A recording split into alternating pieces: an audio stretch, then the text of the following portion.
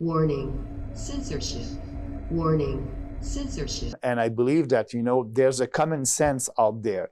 Maybe the common sense is not that common these days, but it will become the real common sense. And people understand that lockdowns or no lockdowns, there's no difference. We will have to live with that virus. And that's the fact.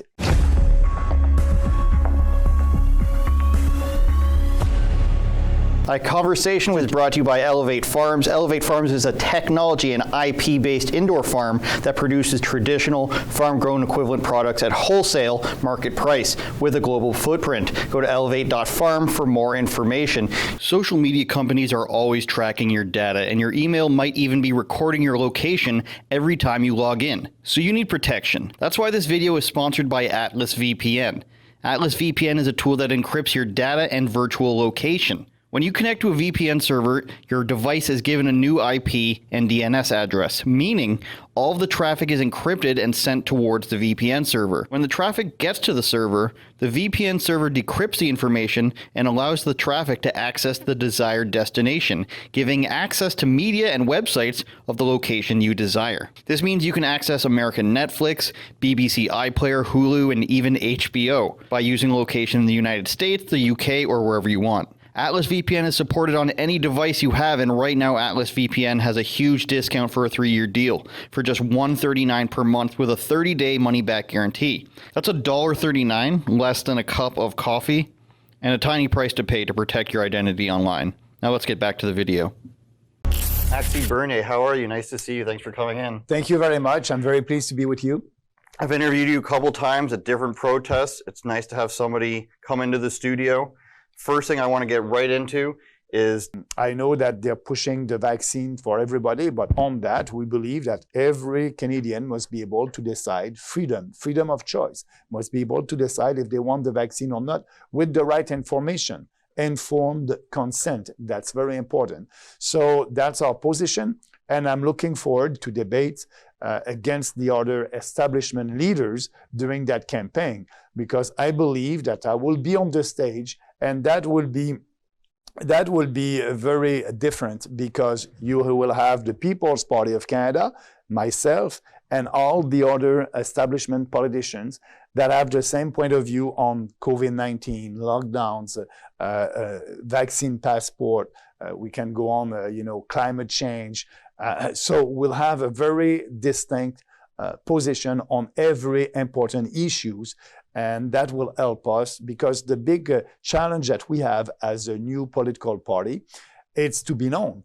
I understand that about maybe 50% of the population don't know that we exist. So me being part of the national debates during the campaign will help to promote our party.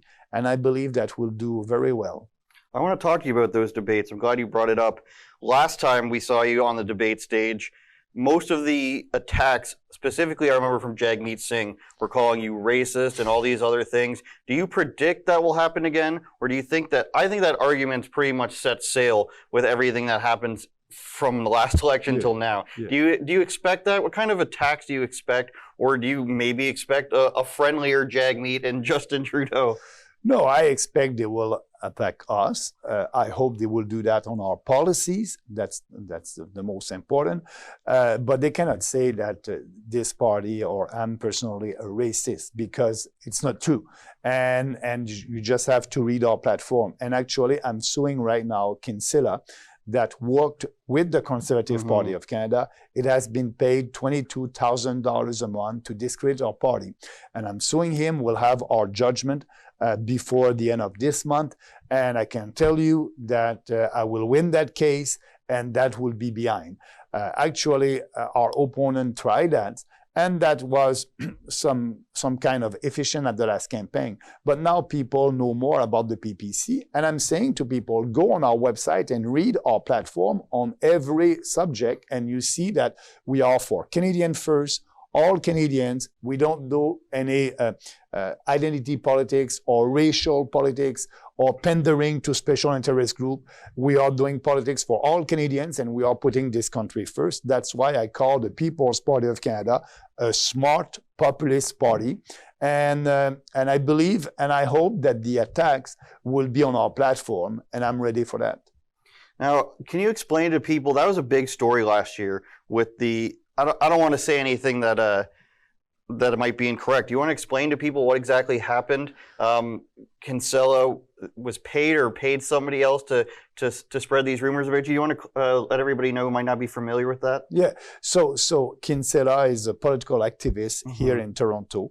And before the last election, before 2019, the Conservative Party of Canada hired him, and the party, the Conservative Party, paid him $22,000 a month to discredit us, to discredit our party, and his goal was to do fake news about us and saying that we are racist because of our position on immigration. Our position on immigration, it's simple. We want to have more skilled immigrants and fewer immigrants on the total. So 150,000 a year. We don't believe in mass immigration. Now that's what we have here in Canada, mass immigration. For Trudeau, we will have 400,000 immigrants this year, and the huge majority of them are coming under reunification of family and refugees. We want more people that will come here, that will have a job, and they will be able to integrate our society, but fewer immigrants, 150. So that's our position. That was our position at the last election. That's our position for this election.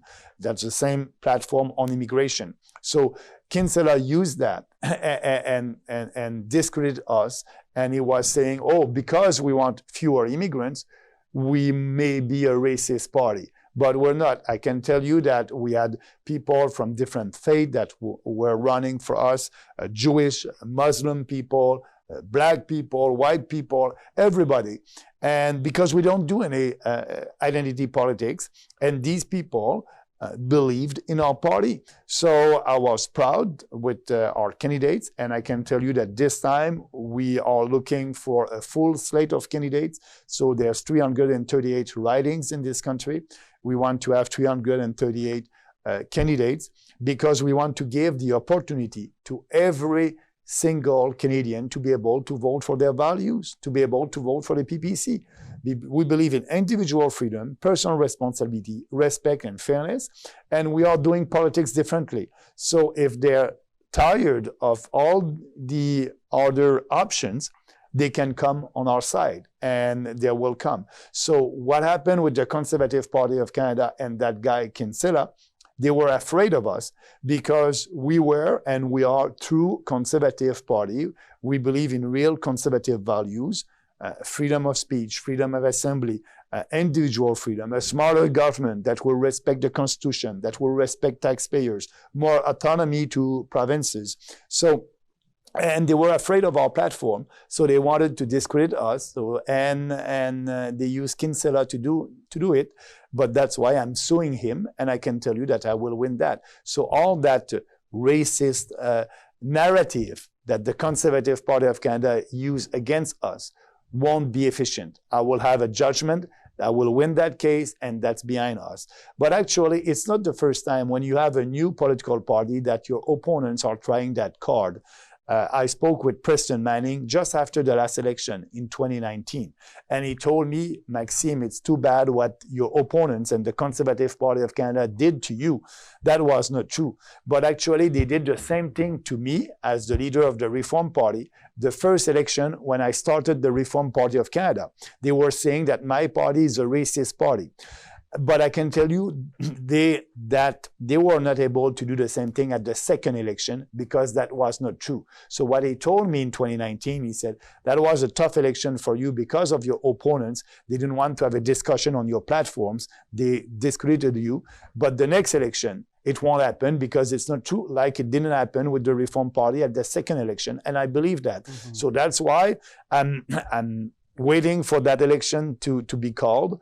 And I can tell you that I will travel across the country, speak on our platform, and will grow our support. That would be a positive campaign for us on ideas.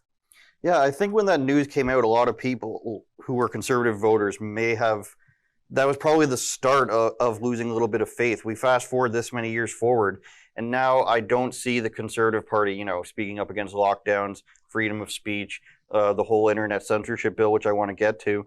But I wanted to ask you about the immigration policy. You were the only party who suggested a reduction in immigration. Why do you think the other parties are so stringent? Even the Conservative Party, they don't want to talk about it. They just want to quietly keep it the same. They don't want to reduce it at all. Why do you think all the other parties completely agree on this topic? Why do they want that level? Is there math behind this? Is it to increase the population, to increase the economy? What do you think it is? But for them, it's political. They're doing that to pander to these immigrants. They want to have the support. So when you increase the number of immigrants coming under reunification of family, it's a skilled immigrants that is coming here because an entrepreneur was not able to find a Canadian for that job. So, and he was allowed to go and find for an immigrant to do it. So we call that an economic immigrant, a skilled immigrant that is coming here.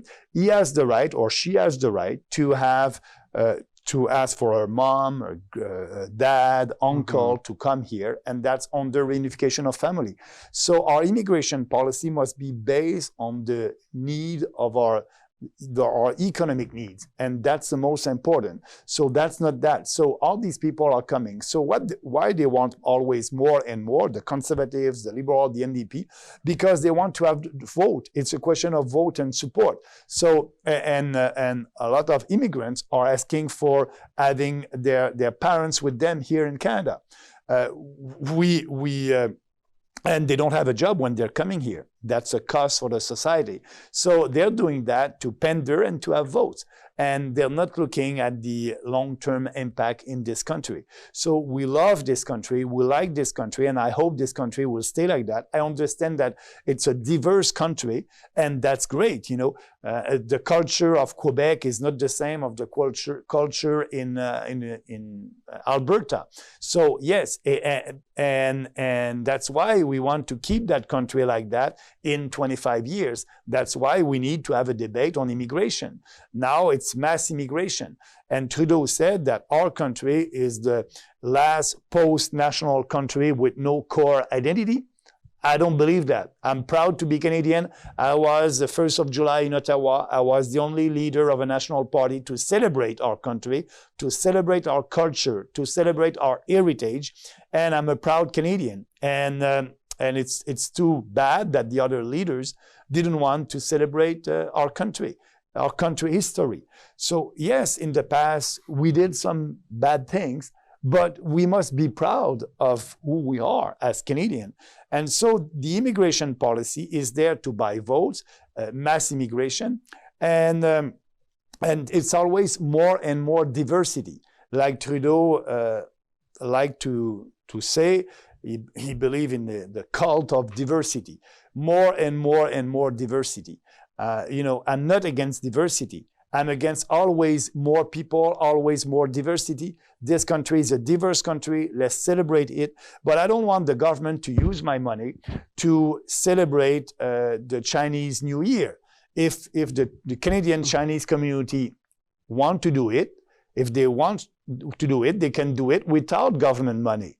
And, I want the government to promote what unites us, not what divides us. So that's the very important difference with us and all the other establishment political parties. So that being said, they all want more, and I believe that the first thing is they don't want to have the debate about our country. They want to please some immigrants community, and they're doing that to pander and to buy votes. We don't do that, like I said in the beginning. For me, when I'm speaking with somebody, and I think you can see a video of that on the internet, I was speaking with a Canadian from Chinese origin, and I told her, for me, you're not a Chinese Canadian. You're a Canadian. That's it. And the lady said, yes, I came here because I wanted more freedom. and I'm a Canadian, and I'm a proud Canadian. So for me, you're not a Chinese Canadian or Pakistanis Canadian. You're a Canadian, and we don't do any discrimination. But they're doing that to buy votes. For example, the Trudeau government just implement a new program for black entrepreneurs, only black entrepreneurs. That's discrimination. We will abolish that program, and if we want to have a program on entrepreneurs, it would be for every entrepreneurs. But they're doing that. They're putting you in a little box. You're black, we're gonna have program for you. You're white, you must be shame of you. You have a lot of privileges. So or you're Muslim, or you're Jew. For me, it's not important. You are a person, you are a Canadian, so we have policies for you. We won't pander. And I'm doing the same thing. I was in Northern Ontario, and I had a question from a journalist over there. What your party will do for Northern Ontario? I said, nothing special. Nothing special. I'm not pandering to your region. I won't pander to region. We have the best policies. We have a vision for this country based on freedom, personal responsibility, fairness, and respect. And all my policies will be good for your region. So that's another way to do politics. That's why I'm saying we are doing politics differently. And on immigration, that's another example. They are pandering. They want to have votes, but I can tell you a lot of immigrants are on our side also. They're saying, I came here on the rules and I'm very proud. It was a little bit tough for me to be a Canadian. Now you open the doors to everybody. I don't like that. So we have support from new Canadians on our immigration policy because they came here to celebrate our freedom and they wanted to be part of our country. And they had to follow some rules to be able to be a Canadian. So now that's not the case. Everybody is welcome. And it's always more and more. So we have support from immigration community on our immigration policy. And actually in Quebec, the Premier of Quebec, Mr. Legault, did that debate at the last campaign, and he said, I want 20% fewer immigrants.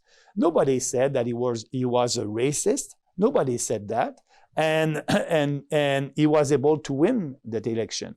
But we started that debate in Canada at the last election, and that will be part of our platform for this election also. And I understand that we can have more and more support. We just need to be out there and to explain our policies. That's why I'm saying we are a smart populist party, because I don't appeal to your emotion as a voter. I'm appealing to your reason, to your intelligence. And so take the time to read our platform, because I believe that you are an intelligent person. And if you read it and like it, I hope you'll support us. If you don't like it, please don't vote for us. Now, you mentioned China. I feel like Canada and the government has a really strange relationship with China. Even in the United States, you'll hear Biden discredit communism and socialism. Now his relationship with China is a whole different thing. But Aaron O'Toole and the Conservative Party, they talked a lot, and when he was running for the Conservative leader, they talked a lot of anti-China rhetoric. Now, I believe to this day, they've taken that platform off of their website. What would you do differently in terms of relationship with China, to make our dollar stronger, to make our trade stronger? Would you do anything differently other than just opposing them? Would you oppose them? How do you feel about it? We will oppose them. Absolutely. You're right about that. They must not be able to buy our natural resources. And at the same time, also, the influence of China is everywhere. I'll give you an example. In a university in Alberta, they had a discussion at the board level about the influence of China here in Canada. And one of the board members said that we must ask our professor to do a study about the influence of China and having more data, more factual data. And the answer of the board was no. Why? Because they receive funding from the Chinese Communist Party. So we must stop that. That must be illegal. So it's everywhere. And I believe in a free market. I believe in democracy. And we must fight communism. We must, and right now Trudeau is helping China a little bit. When you have the Chinese communist army that is in Canada to do some training to, it's not our job to train the Communist Party of China to be more efficient. So we'll stop all that, and we have a strong platform on China and to promote Canadian sovereignty. That's why I'm saying we are putting our country first. This government is sending money to a Chinese development bank. So helping China to be more efficient, to give money to African countries. So when they're doing that, it's not free. There's nothing like a free lunch. So our country is helping China to have more influence in Africa. Yeah, it's basically helping colonization. Yeah, so we'll cut that funding. We'll cut the funding. We're giving money to African countries to fight climate change. Do you really believe that the money is going there? I don't believe that. So that's why when I'm saying we're going to put our country first, our sovereignty first, we're going to cut foreign aid, and we'll bring back that money here in Canada. And we'll do everything to stop the influence of the Chinese Communist country here in our, Chinese Communist Party, here in our country. I want to talk more about some of the other politicians that are anti-lockdown that have showed up to the same protests that you have. There's Randy Hillier, there's Derek Sloan, there's Jim and Belinda Karahalios, but Hillier's independent, Derek Sloan may or may not be starting his own party, Karahalios have their own party. What do you think is the hesitancy to all come under the same umbrella? I mean, if we're all starting new parties, the newest party is the PPC. Yeah. Whether you completely agree with them or not, it seems they would much rather fall under than the PPC than the Conservatives that they're no longer welcome in. Why do you think there's a hesitancy for everybody to come together? And do you think that's part of the bigger problem? But first, for Randy Hillier, I must admit that his daughter, she's running for us. She's a candidate for the PPC, so I'm very pleased with that. And Randy is helping me also here in Ontario. And I must thank him because Randy was the first one. He's the one who started AntiLockdown National Caucus. He called me in Montreal and in the beginning of all that pandemic, and he said, Maxime, I'm against that. You want to come under the same umbrella, ending the Lockdown National Caucus. Who's all in that? Yourself, Randy, Derek Sloan? Derek Sloan, Randy, myself. Also, there's other provincial politicians in Alberta and also some mayor all across the country. So and Randy created that. And thanks for him on that. So, and Randy, as you know, is a provincial politician here in Ontario. I don't know what he will do at the next provincial election, but I believe that he won't run at this federal election. But I'm very pleased to have the support of his daughters, and he will help us. He will help the PPC. So concerning Derek, you're right. I don't know if he will create a party or not. I told him that he's welcome in our party. We can have a discussion about your role in the party. And he said, no, we never had that discussion. So I don't know what he will do, but I don't see a need for a new political party only on ending the lockdowns when we at the PPC, we have that policy. We created that party based on freedom. So for us, it was natural to be against these draconian lockdowns in the beginning.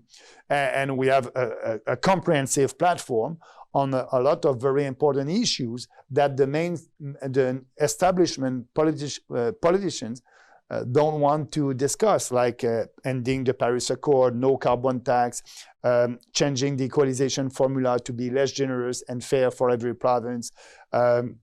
Immigration, we just had a discussion about that, and balancing the budget in one term. O'Toole said that he will balance the budget in 10 years. He said that, but at the same time, he's asking for a 4 years mandate. So he is saying the same thing that Trudeau is saying right now. He won't balance the budget.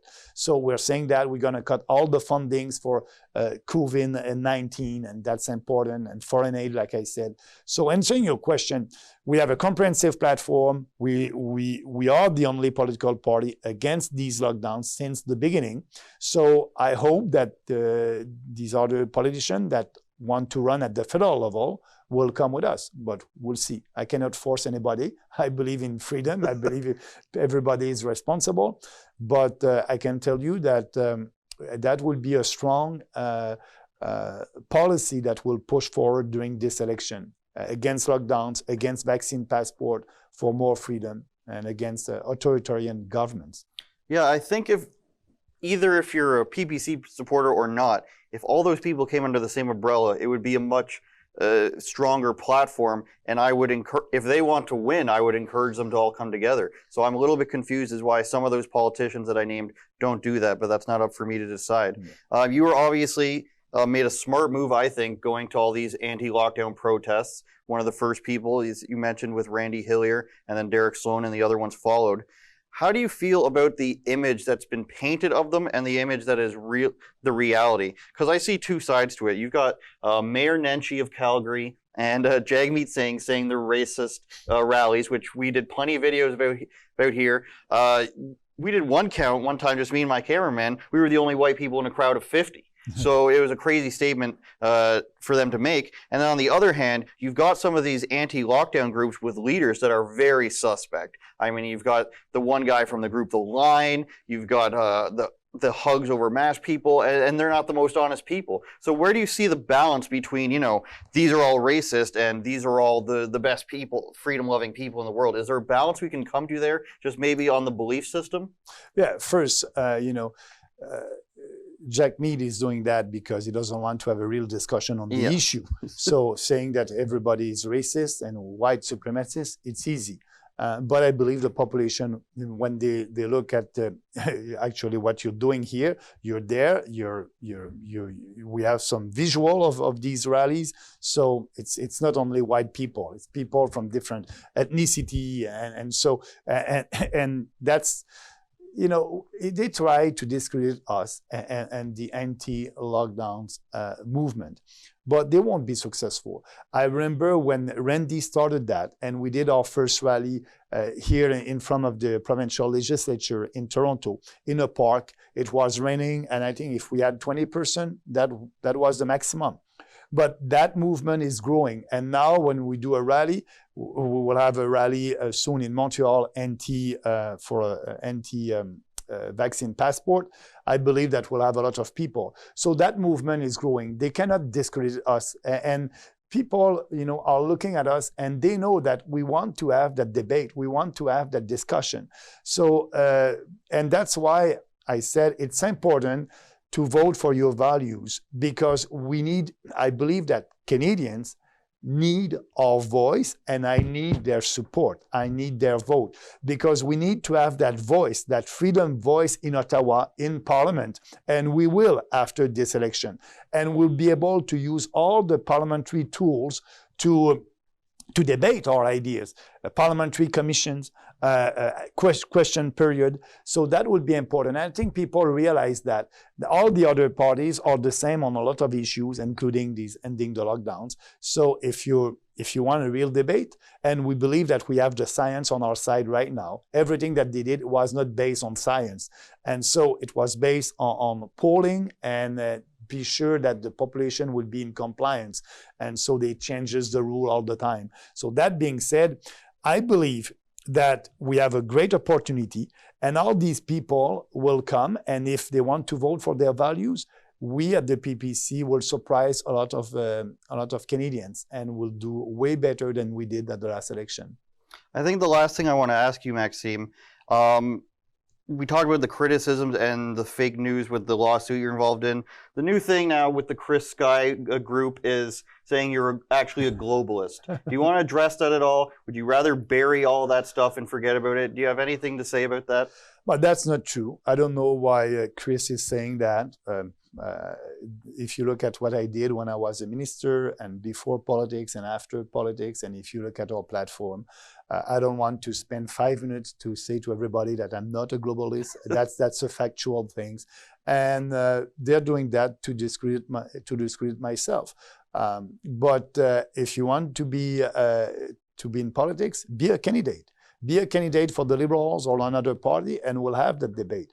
But that is not true, not based on facts, and I'm very confident that people understand that we are the only national political party that is putting our country first, against globalists, against the UN. We're not for the UN compact on migration. We don't believe that everybody has the right to come to Canada. No, it's a privilege to be Canadian. And we won't sign the Paris Accord. So all our policies are for more sovereignty for our country. And when he's saying that, give me a fact. He said that I was with Soros. Show me a photo of me with Soros. I don't know that guy. You know, I didn't have any meeting with him. I know him because he's a public figure, but I never met him. I didn't know him personally, and you won't find any photo with me with him. So that's only, sorry about that, but BS to discredit us. But like I said, I believe people are intelligent. They will go on the website, they will look at what I did in politics, they will find that it's not true, and they will come and support us. I appreciate all your time today, and I encourage all the leaders, of course, to come in and speak with us, right from Annamie Paul to Justin Trudeau. Is there anything else you want to say to the audience before we let you go? Well, I want to thank you very much for giving me this opportunity, and I'm asking at your people, if you want to know more about the People's Party of Canada, don't hesitate. Go on our website, peoplespartyofcanada.ca, and read our platform, and you'll see. And I'm asking you to vote in line with your values, and if you're doing that, I believe that you will be able to support the People's Party of Canada. Thank you.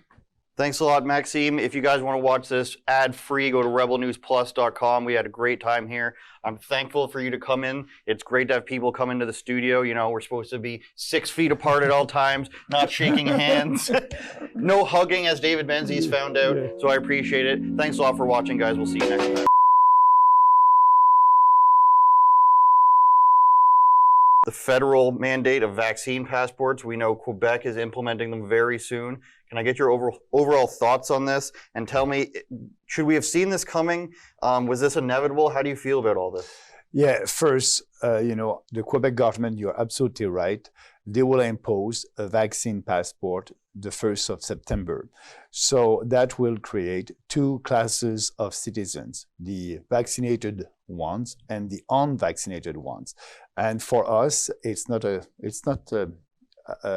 society that we want to live in. Hey guys, sorry we have to cut off the video there, but it's not safe for YouTube. Please go to the link in the description and go to rebelnews.com to get the full video about vaccine passports, immigration, and of course, the controversy with Chris Sky. You don't want to miss this interview with Maxime Bernier. Go to rebelnewsplus.com and sign up today.